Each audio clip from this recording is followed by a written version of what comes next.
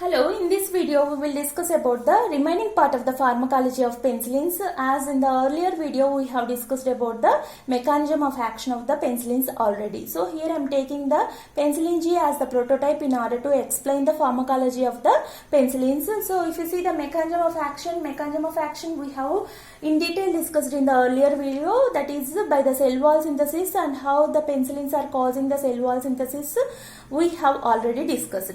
Next, coming to the antibacterial spectrum. The antibacterial spectrum which has been added here, it is of penicillin G. So penicillin G, it is having very narrow spectrum which includes only gram positive bacteria as well as very few gram negative bacteria and also anaerobes. So if you see spirochetes also, along with that you can add the spirochetes. So if you see the spectrum, streptococci, staphylococci, pneumococci, which are gram positive cocci, these are susceptible, and bacillus anthracis, corynebacterium diphtheria, listeria monocytogenes, which are gram positive bacilli, they are also susceptible. Next, Neisseria gonorrhea and Neisseria meningitidis, these are the only 2 gram negative cocci which are susceptible to penicillin G action. And gonorrhea, Neisseria gonorrhea, most of the Neisseria gonorrhea develop resistance. Next one is spirochetes, that is Treponema pallidum as well as Treponema patrinium. These are the 2 spirochetes which are susceptible to penicillin G action. Along with that we are having Clostridia species. All the Clostridia species are susceptible to the penicillin action. So this is the narrow spectrum of the penicillin G. And if you see the extended spectrum, in the narrow spectrum of penicillin G, you can't find even a single gram negative bacilli. So that they are not, penicillin G cannot act against the infections caused by the gram negative bacteria or gram negative bacilli. But gram negative bacilli are responsible for many of the infections. So that's why extended spectrum penicillins have been developed. If you see their spectrum includes this basic spectrum of the penicillin G plus the additional parasites, additional bacteria, that is especially from the gram negative bacilli. So for the extended spectrum penicillins, you can add along with this bacteria, you can add this also, that is E. coli, Proteus, H. influenza, H. pylori, that is Helicobacter pylori, Salmonella typhi, Shigella. And if you see the extended spectrum, in the extended spectrum we are having 2 types, aminopenicillins are there and anti-pseudomonal penicillins are there. For aminopenicillins you can add this spectrum, this plus this, whereas for anti-pseudomonals you can add this plus this plus this, Pseudomonas aeruginosa. Anti-pseudomonal penicillins are even effective against Pseudomonas aeruginosa. But you have to remember that anti-pseudomonal penicillins, although their spectrum includes all these parasites, generally they are less effective against gram positive cocci. That should be remembered. And here in the original spectrum of the penicillin G, although we are adding the staphylococci, most of the staphylococci they developed the resistance, so that you can say that even though you are skipping the staphylococci in the penicillin G spectrum, there is no problem. If you are skipping here, you have to include here. Next one is coming to the adverse effects. So these are the basic adverse effects of the penicillin G. That is, first one is the hypersensitivity reactions, where you can have the skin rashes, urticaria, pruritus, fever, bronchospasm, serum sickness, exfoliative dermatitis and anaphylactic shock. So which are the common features or symptoms of any hypersensitivity reaction. And next one is the local effects. The intramuscular injection of the penicillin G leads to pain, and intravenous injection of the penicillin G may lead to thrombophlebitis. So hypersensitivity reactions and local effects are very common adverse effects caused by many of the antimicrobial drugs. And penicillin G at high doses, that is more than 20 milliunits, it may cause some CNS effects like confusion, muscle twitching, convulsions and coma. And one more characteristic adverse effect by the penicillin G is Jerisch-Herxheimer's reaction. So this is a very important or characteristic reaction of penicillin G. So it can be seen in the syphilitic patients. So in the syphilis patients who are receiving the penicillin G, in them you can have this Jerisch-Herxheimer's reaction. So the symptoms of this Jerisch-Herxheimer's reaction are, you can have the fever, chills, myalgia as well as vascular collapse.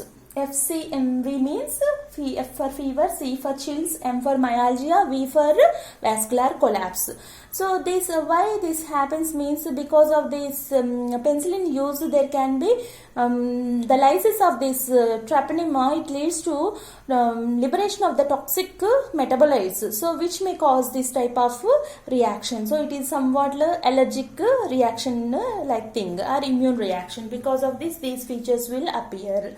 And if you see these four reactions or four adverse effects are of penicillin G. And if you want to go with some more adverse effects because of extended spectrum, you can write the diarrhea. So ampicillin can cause the diarrhea, but hypersensitivity reactions, hypersensitivity reactions will be less for the semi-synthetic penicillins when compared to the original penicillin G. Along with that, you can write diarrhea for ampicillin. And if you see methicillin is also having a side effect nephrotoxicity. So it may cause nephrotoxicity and it may cause the hematuria. So that can be added for the methicillin. Next, coming to the therapeutic uses. So if you see these therapeutic uses, these are of penicillin G only. So if you know the spectrum, antibacterial spectrum, you can easily write the therapeutic uses, because therapeutic uses are nothing but the infections which are caused by the bacteria, which we have already included in the spectrum. So the penicillin G can be used in the pneumococcal infections, that is pneumococcal, some of you can list out some of the pneumococcal infections like pneumonia, meningitis, osteomyelitis, and streptococcal infections like pharyngitis, sinusitis, pneumonia, and meningococcal infections, and even in the staphylococcal infections. So staphylococcal infections, most of the staphylococcal infections, you can't use penicillin G nowadays, but if there is any sensitivity, you can use. Syphilis. So in the syphilis, you can say penicillin G is the drug of choice. So although we are using penicillins from long back, still the spirochetes are very much susceptible to the penicillin, so that even today penicillin G is the drug of choice in the syphilis, but you have to go with high doses. That's why generally in syphilis treatment, penicillin G is combined with probenecid.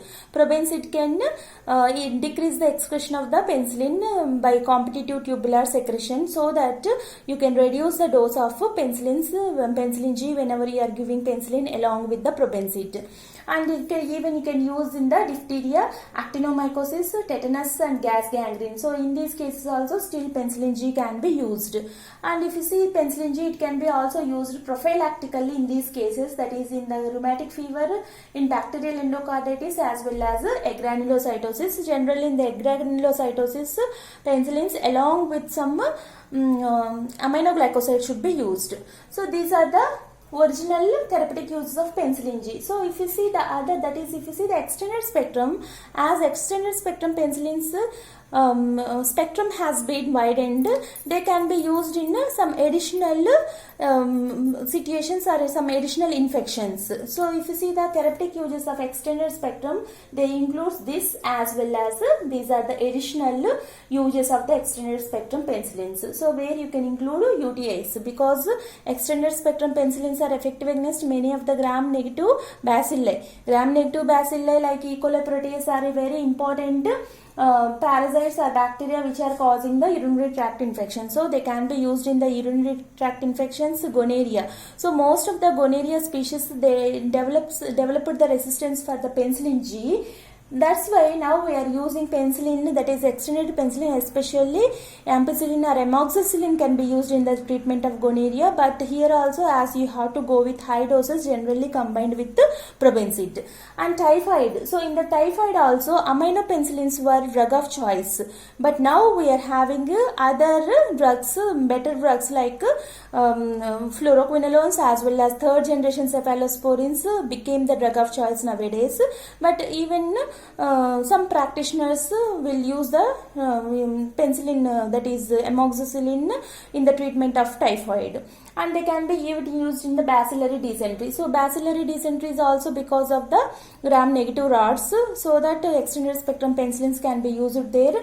And in septicemias and mixed infections. So septicemias and mixed infections, these are also mainly because of gram-negative parasites, and mixed infections, there you are having multiple microorganisms or multiple bacteria where you require broadened action is required. So generally in these two cases, in the septicemias as well as mixed infections, extended spectrum penicillin should be combined with the aminoglycoside.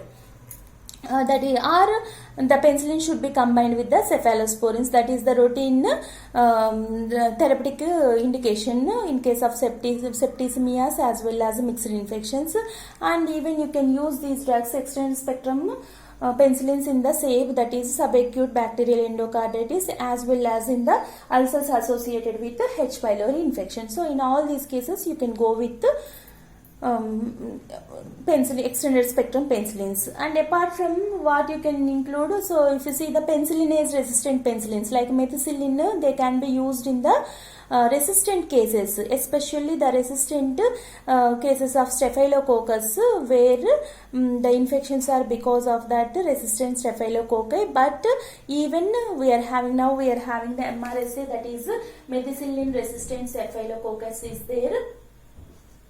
So in this we can't use these drugs, so that's why we are having vancomycin like drugs in place of in order to decrease the infection caused by the MRSA species. But you can say, basically you can say that in the staphylococcus infections which are responsible for penicillinase secretion, so in those infections you can go with penicillinase resistant penicillins like methicillin, cloxacillin, oxacillin like drugs.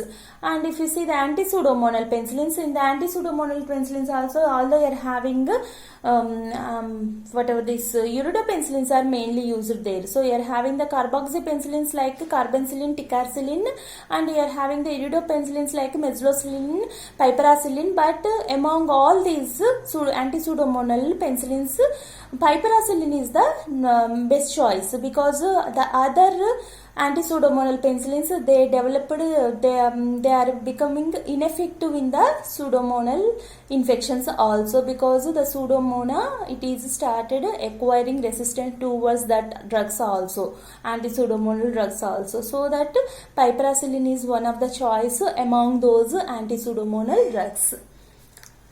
And here one more thing which you can remember about this is, so if you see the semi-synthetic penicillins, the semi-synthetic penicillin uses you can remember, that is what are the advantages of semi-synthetic penicillins over the penicillin G. So if you see the semi-synthetic penicillins, they are having extended spectrum and they are acid resistant.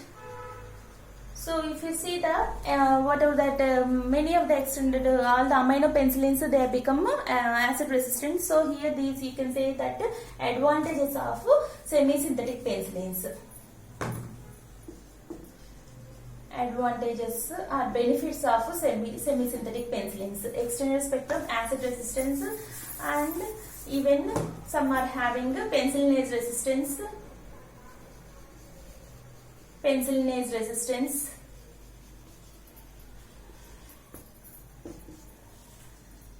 And they are having T-half, increased T-half when compared to your basic penicillin G. That is also one of the use, and also decreased hypersensitivity reactions.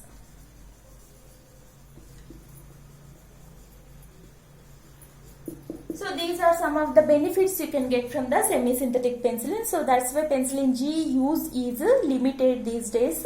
And the penicillins, mainly penicillins are having drug interaction with the probenecid, which is therapeutically exploited. That is a useful drug interaction. Penicillins can be combined with probenecid because both will compete for the tubular secretion. Probenecid will decrease the expression of the penicillins, so the mechanism of action can be increased. So this particular interaction can be exploited therapeutically in order to reduce the doses of penicillin where we require high doses of penicillins, like in case of syphilis treatment, gonorrhea treatment.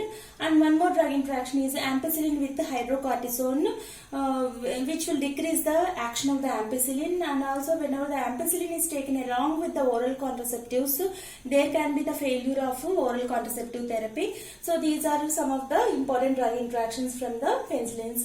Next, coming to resistance. So we have now discussed how how resistance is formed in case of penicillins. So these three are the main mechanisms of resistance formation, that is penicillinase production. Many bacteria developed penicillin resistance because of the penicillinase secretion. As you know, penicillinase is a beta-lactamase enzyme which can cleave the beta-lactam ring present in the penicillin so that the penicillins become inactive. So those bacteria which can produce penicillinase can be termed as drug destroying bacteria. Many of the staphylococci, some gonococci and H. influenza, they develop resistance towards penicillin by this penicillinase secretion. And the second one is altered PPP. This is especially seen in case of gonococci. Most of the gonococci develop resistance especially towards penicillin G because of this particular mechanism. So the mutation is responsible for altered PPP, that is altered penicillin binding protein, so which is having less affinity towards the penicillin G, so that the penicillin G become ineffective against that bacteria which are having the altered PPP. The other mechanism is, if you see especially this particular mechanism is seen in the gram-negative bacteria, because if you see the gram-negative bacteria, in their cell walls you will have some porins. So through these porins penicillins can enter, but here that is the penicillins can accumulate, but here what happens, because of altered porins there will be reduced penicillins accumulation in the bacterial cell, which also responsible for resistance formation, especially in the gram-negative bacteria. So this is the total pharmacology of penicillins.